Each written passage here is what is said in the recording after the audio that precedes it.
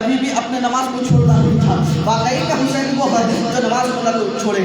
واقعی کبھی باپ کا انتقال ہو جائے, بیٹے کا انتقال ہو جائے, سب کا انتقال ہو جائے, تم تو نماز چھوڑ دیتے ہیں. لیکن امام حسین کے سامنے کیا ہے؟ 72 لاشوں کو اپنے کاندھے پر اٹھایا ہے, لیکن نماز وقت نہیں ہے. پوچھئے شریعت کے علماء سے, پوچھئے علماء سے, پوچھئے مفتیان کرام سے, بتائیے اگر جان کا خطرہ ہے تو پھر نماز معاف ہے یا نہیں؟ جان کا خطرہ ہے تو کلمہ کچھ بول سکتے ہیں یا نہیں؟ لیکن حضرت امام حسین نے فتوے پر عمل نہ کیا, بلکہ فتوے پر عمل کیا تاکہ کبھی ایسا معاملہ نہ ہو کہ کوئی کہے امام حسین نے ڈر کے وجہ سے نماز کو چھوڑ دیا ہے. بلکہ حسین دلیر انسان کا نام ہے, حسین اس دلیر کا نام ہے جس نے اپنے گھر والوں کو قربان کر دیا.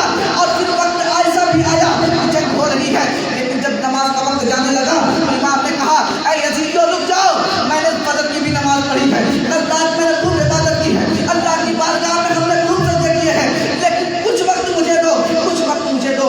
حضرت امام حسین نے جب ان سے موقع دیا اور سارے لوگ اپنے تلوار کو کنارے کر لیے, میان میں ڈال دیا. حضرت امام حسین نے تیمم کیا. تیمم کرنے کے بعد حضرت امام حسین نماز کے لیے اللہ اکبر نماز پڑھتے ہیں. حضرت رکوع کیا, رکوع کیا, پھر قیام کیا, سجدہ کیا, پہلا سجدہ کیا. یزیدیوں نے سوچا کہ یہ حسین 72 لاشیں اٹھایا ہے, پھر بھی تھکا نہیں ہے. نماز تو وہ ہے جو دلوں کو سکون دیتی ہے. ابھی تک تو تھکا ہوا حسین تھا, اب یہ نماز پڑھ رہا ہے, اب اسے سکون مل گیا ہے. اب یہ جب نماز پڑھ کے سلام کے اندر میں اٹھے گا تو پھر اسے طاقت اللہ کی طرف سے اور عطا ہو جائے گی. ابھی تک تو جو تھا وہ تھکا ہوا حسین تھا, ابھی تک تو وہ حسین تھا جس نے 72 لوگوں کی لاشوں کو اپنے کاندھے پر اٹھا کر کے اپنے خیمے کی طرف لے کے گیا تھا. لیکن اب وہ حسین نہیں ہے, اب نمازی حسین ہے. اب وہ حسین ہے جس کے بارے میں اللہ نے کہا الا بذکر اللہ تطمئن القلوب. نماز وہ ہے, اللہ کا ذکر وہ ہے جسے کوئی کرتا ہے, اللہ کو یاد کرتا ہے, نماز پڑھتا ہے, قرآن پڑھتا ہے, اسے سکون ملتا ہے, اطمینان ملتا ہے. اب حسین پوچھے گا تو پھر کوئی بچنے والا نہیں ہے. پہلا سجدہ ہوا, سجدے کے بعد جلسہ ہوا, 2 سجدوں کے درمیان میں بیٹھنے کو جلسہ کہا جاتا ہے. یزیدیوں نے اپنا پلاننگ کی. دیکھو غداری کسے کہتے ہیں, دشمنوں سے بچ کے رہنا. لیکن وہ دوست جو بلا کر کے مارے, وہ دوست جو بلا کر کے رسوا کرے, وہ دوست جو تمہیں دعوت دے اور پھر تمہارے دروازوں کو بند کر دے, اس دوست سے لاکھ مرتبہ بچ کے رہنا. بلکہ دعا کرو اے اللہ غدار دوستوں سے ہماری حفاظت کرے, اے اللہ غدار دوستوں سے ہماری حفاظت کرے. اگر دوست ہی ماننا ہے تو اللہ سے دعا کرو, اے اللہ عباس جیسا دوست عطا فرما, اے اللہ حضور جیسا دوست عطا فرما, حبیب بن مظاہر جیسا دوست عطا فرما, ایسا دوست عطا فرما کہ جب جان کی باری آئے تو مجھ سے پہلے وہ اپنی جان کو قربان کر دے. ایسا دوست عطا فرما کہ جیسا ابو بکر صدیق ہے, غار کے اندر ہے, اللہ اکبر کبیرہ. کیا دوستی کی مثال ہے کوئی دوست ایسا تو لے کر آؤ, ہے کوئی دوست ایسا. 7-10 رہا ہے, اللہ اکبر کبیرہ. حضرت ابو بکر صدیق آپ کو معلوم ہے, بتانا یہ بھی ہے, لیکن بتانا یہ ہے کہ اللہ سے دعا مانگو, اچھے دوست کی تلاش کے لیے دعا کرو. اے اللہ ابو بکر جیسا دوست عطا فرما, عمر جیسا دوست عطا فرما, عثمان جیسا دوست عطا فرما, حضرت مولا کائنات جیسا دلیر اور بہادر دوست عطا فرما. اللہ کی عزت کی قسم, جب یہ دوست آئیں گے تو تمہیں مسجد کی طرف لے کے جائیں گے, نہ کہ وہ سنیما گھر کی طرف لے کے جائیں گے. تمہیں عبادت کی طرف لے کر آئیں گے, تمہیں جماعت کی طرف لے کر آئیں گے, تمہیں ظہر اور عصر کی طرف لے کر آئیں گے, تمہیں قرآن خوانی کی طرف لے کر آئیں گے, نہ کہ تمہیں بے حیائی اور بے غیرتی کی طرف لے کے جائیں گے. اللہ اکبر کبیرہ. یہ لوگ آئے اور حضرت امام حسین نے دوسرا سجدہ کیا.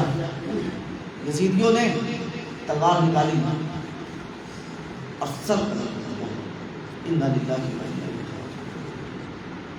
سر قلم. ابو حسین جسے حضور کوسا دیا کرتے تھے وہ سر الگ ہے. جس ہاتھ کو حضور کوسا دیا کرتے تھے ان ہاتھوں پر یزیدی کتے گھوڑے دوڑا رہے ہیں. بتائیے اتنے سخت معاملات میں امام حسین کے گھر والوں نے پردہ نہیں چھوڑا. باپ کا انتقال ہو جائے کتنا چلا کے عورتیں ہوتی. بلکہ اس قدر ناشکری کے الفاظ نکالتے ہیں کہ بعض اوقات ان کا ایمان بھی جانے کا خطرہ ہو جاتا ہے۔ اپنے گھر میں بتاؤ کہ واقعی میں اگر ہم نے تو نماز ظہر عاشورہ کے دن پڑھ کر کے بتا دیا کہ ہاں ہم حسینی ہیں، اپنے گھر والوں سے کہو کہ اگر تمہارے کسی عزیز رشتہ دار ہو، کوئی قریبی ہو، اگر اس کا جنازہ نکلے تو زبان کو سیل کر کے کہو اے اللہ تم نے ہمیں اولاد دی تھی، شوہر دیا تھا، باپ دیا تھا، تیرا شکر ہے، اب تم نے لے لیا ہے تو ہم اس پر صبر کرتے ہیں اور کہتے ہیں اے اللہ انا للہ و انا الیہ راجعون۔ باپ تو ہی نے دیا تھا، بیٹا تو ہی نے دیا تھا، اولاد تو ہی نے دی تھی، اب یہ تو ہی دے رہا ہے، اس میں کوئی مذائقے کی بات ہے نہیں، یہ تیرا ہی بندہ تھا، تو نے ہی دیا تھا اور تو ہی دے دیا، اس میں کون سی ناانصافی والی بات ہے؟ اپنے گھر کی عورتوں کو سمجھاؤ اور اگر واقعی حسینی ہیں تو اب آئندہ سے اب تمہارے گھر سے یہ آواز نہ آئے کہ اے اللہ میرا ہی بچہ ملا تھا کہ تو نے مجھ سے لے لیا، اب یہ تمہارے گھر سے آواز نہ نکلے کہ میرا ہی شوہر تھا جو تم نے لے لیا، اب یہ آواز نہ نکلے، اور اگر آواز نکلی تو پھر اپنے دل سے جھانک کر کے پوچھنا بتاؤ واقعی میں ہم حسینی ہیں؟ اگر تم اس طریقے سے کہہ رہے ہو تو اللہ کی عزت کی قسم حسینی نہیں ہو، حسینی وہ ہے جو سب کچھ قربان کر کے دین کی بقا کے خاطر اپنے بیٹیوں کو کہتا ہے بہنوں مصطفیٰ جان رحمت کی گھر والی ہو، مصطفیٰ جان رحمت کی کنیز ہو، جب نکلنا پڑا تو تم چادر لے کر نکلنا۔ ایک وقت ایسا آیا کہ زینب تھے، جناب زینب اور تمام تر خواتین اسلام کی چادروں کو نوش لیا گیا۔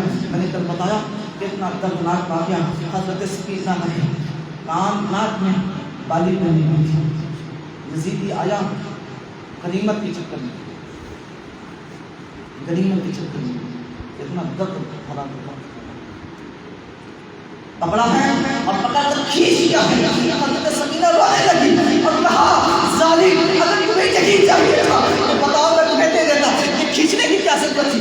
اللہ اکبر کبیرہ، کتنا درد ہوا اس سے گلا کہ میری بیٹی ہے۔ اللہ اکبر کبیرہ، دیکھو حضرت سکینہ اور پھر ایک وقت آیا جناب زینب نے اور تمام تر عورتوں کی چادر کھینچا ہے یزیدیوں نے۔ حضرت زینب نے کہا اے حسین کے قریب ہو، اے حسین کے صبح سالاری میں آنے والی عورتوں، اللہ نے تمہیں لمبے بال اس لیے نہ دیے ہیں کہ اگر یہ یزیدی تمہارے دوپٹوں کو کھینچ لے، تمہاری چادروں کو کھینچ لے تو تم اپنے بالوں سے اپنے چہرے کو چھپاؤ اور بتاؤ ہم حسینی ہیں، بے حیائی نہیں کرتے، ہم حسینی ہیں، بے غیرتی نہیں کرتے، ہم حسینی ہیں، اپنے جسم کی نمائش نہیں کرتے، اگر چادر چھپ بھی جائے تو ہم اپنے زلفوں سے اپنے پردے کی حفاظت کرتے ہیں۔ سبحان اللہ، بے شک۔ اس لیے اپنے گھر کی عورتوں کو بتاؤ۔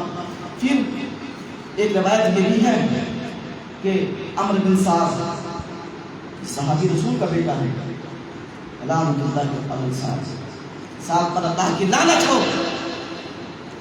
اس نے اپنے آدمیوں کو چن چن کے اٹھایا،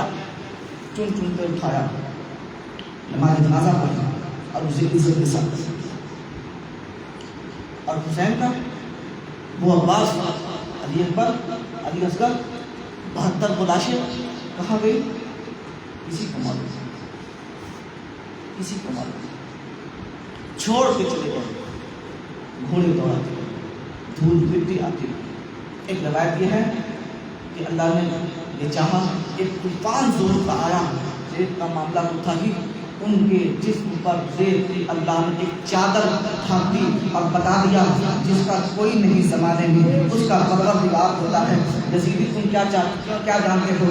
تم نے اپنے لوگوں کو ایک چادر دی ہے، اسے دفنایا ہے، لیکن حسین کے خاطر، حسین کے گھر والوں کے لیے اللہ نے بہترین انتظام کیا ہے۔